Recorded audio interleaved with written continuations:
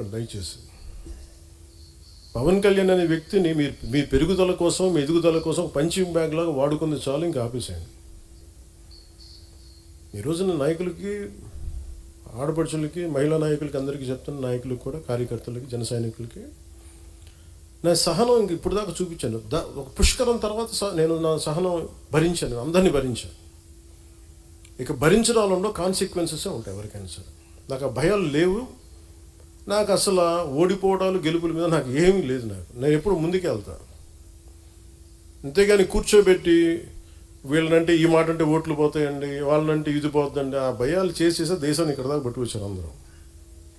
ఒక సమస్యని సమగ్రంగా అర్థం చేసుకొని మాట్లాడటం, దానికి కుదిరితే ఒక పరిష్కార మార్గం వెతకటం, చేసిన ఒక నిర్ణయానికి ధైర్యంగా నిలబడి కట్టుబడి ఉండటం, నాకు తెలిసింది అదే. అది ఎక్కడి దాకా తీసుకెళ్తా అక్కడి దాకా తీసుకెళ్ళాను. అంతేగాని కూర్చోబెట్టి భయపడిపోయి సర్దటాలు ఇంక నేను చేయను. 12 సంవత్సరాల తర్వాత ప్రతి ఒక్కరు we have to earn our position in a party. అలాగే జనసేన మీద ఉట్టిన కూర్చొని దారిని పోయి ప్రతి ఒక్కడు రాళ్ళేద్దామంటే, నేను మీకు ఈరోజు నీ సభాముఖంగా, రాజమండ్రి సభాముఖంగా మీకు మాట చెప్తున్నాను, తెలియజేస్తున్నాను కదా, దానికి తగ్గ కాన్సిక్వెన్స్ అయితే ఉంటుంది.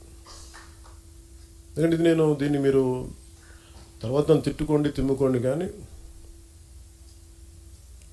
నాకు కోపాలు ఉంటాయి కదా, నాకు బాధలు ఉంటాయి కదా, నేను మనిషినే కదా. అంటే మీరు ఇష్టానికి వెళ్ళిపోయి ఒక కొట్టేసి వెళ్ళిపోతే మేము నవ్వుకుంటూ వెళ్ళిపోతే భరిస్తూ ఉంటామా? అంటే ఇన్షర్ట్ వేసుకొని, లేదంటే తెల్ల జుబ్బా తెల్లాలు చేసుకుంటే మా గుండెల్లో ఏడుపులు ఉండవా? మా గుండెల్లో కన్నీళ్ళు ఉండవా? మా గుండెల్లో మా కడుపు మంట ఉండదా? మీకైనా కష్టాలు, కన్నీళ్ళు.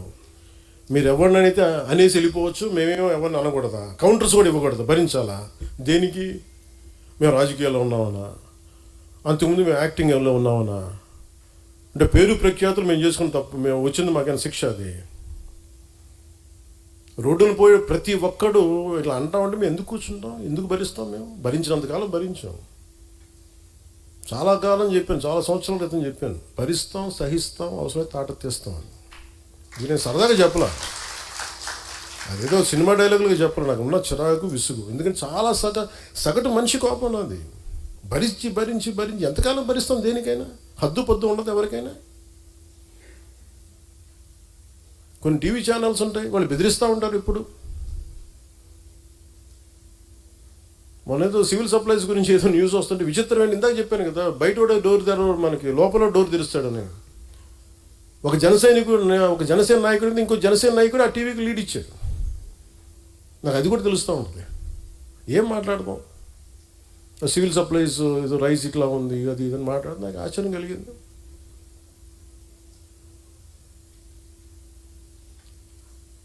ఎప్పుడైనా సరే ఎదుట శత్రువుతో యుద్ధం చేద్దామని మనం వెళ్తుంటే, పక్కన వాళ్ళు పొడి చేస్తామంటే ఎక్కడ ముందుకు వెళ్తాం? ఒక అడుగు తీసి 10 అడుగులు వేద్దామంటే 2 అడుగులు వెనక్కి లాగేస్తుంటారు మన వాళ్ళే.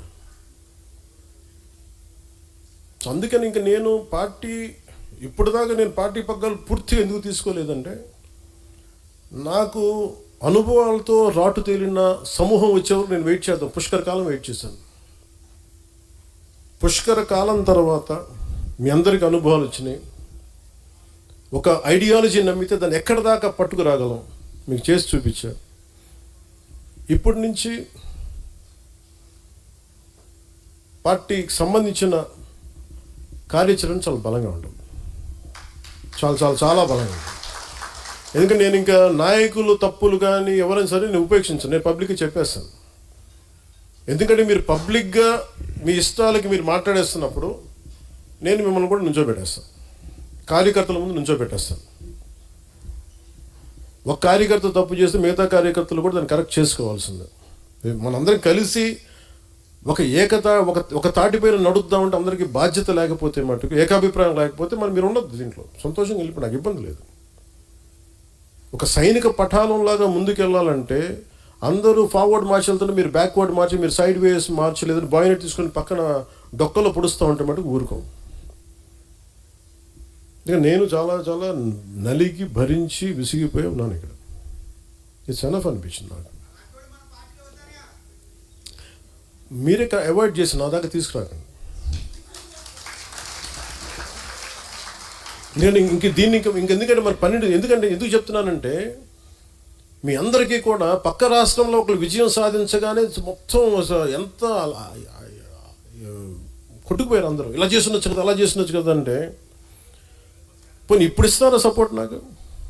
పోనీ నా పార్టీలు అందరూ మాట్లాడే వాళ్ళందరూ ఒకప్పుడు నా చుట్టూ తిరిగిన